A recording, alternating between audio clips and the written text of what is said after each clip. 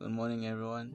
My name is Funegondea, a BIT student passionate about solving real-world problems, and today I'm going to take you through this website that I built with my team. The problem.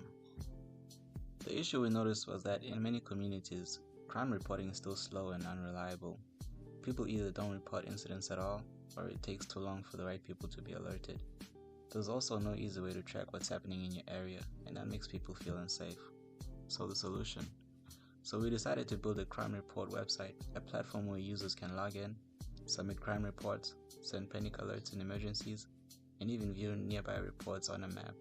We also added an admin dashboard for someone like a neighborhood watch leader to mark reports as resolved and monitor everything in real time. Now let me quickly take you through the tools and technologies that we used to build this project. So we use HTML, CSS, and JavaScript for the front end to create and style the pages and make them interactive. And then we used PHP for the back-end logic like handling forms and connecting to the database.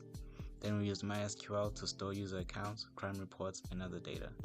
We also used phpMyAdmin to manage the database, and then we used email.js to send email alerts when a panic button is clicked. And we also used the Google Maps API to plot reports on the map so users can see what's happening in the areas.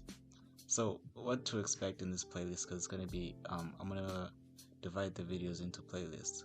So in the next episode we're going to set up the database using phpMyAdmin. I'll walk you through how to create the tables and connect everything to the website, so if you're building along with me, you don't want to miss that. I'll catch you on the next video.